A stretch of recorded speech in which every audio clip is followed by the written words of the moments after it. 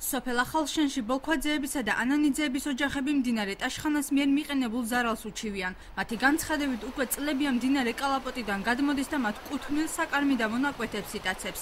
რევაზ ბოლქვაძის განცხადებით მარე სახლის დანგრევის საშიშროებაც დადგება, რადგან თითქმის ყოველწლიურად საკარმი დამოს დაახლოებით 150 მეტრის მიწის ნაკვეთი აკლდება. მინდა რომ ან ტექნიკა გამოგვიყონ, ან გამბიონი გაგვიკეთო, რომ მიწის ტერიტორია არ დავკარგო და როდესაც წვიმა იქნება, თოვლი იქნება, რო წყდარად ოჯახმა დაიძინოს და იმის შიში არ ვიყოთ, რომ მდინარე ადიდება და ღამით წაგვიღებ. ვითხოვთ რომ გაკეთეს ჯებირი, რომ რა ვიცი, და სახლამდე ცოტა მანძილია დარჩენილი.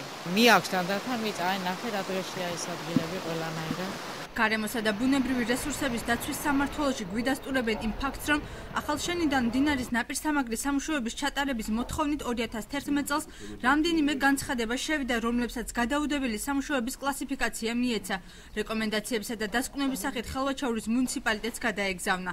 სამმართველოს უფროსის განცხადებით საკითხზე პასუხისმგებელი მთლიანად მუნიციპალიტეტია, რომელსაც რეკომენდაცია ბიუჯეტში უნდა აესახა. წერია პირდაპირ რა არის ფაქტორები არის, რომელ ოჯახებს ემუქრება არის რამდენიმე ოჯახი, რომელსაც 5-6 მეტრო იყო იმ პერიოდისთვის დარჩენილი. რეკომენდაციები გასატარებელ ღონისძიებების შესახებ გადაეგზავნა შესაბამის მუნიციპალიტეტებს.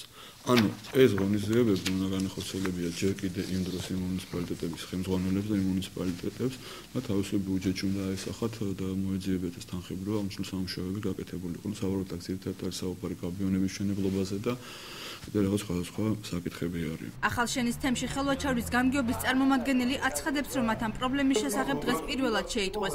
მათთვის დახმარების მოთხოვნით დღემდე არავის მიუმართავს.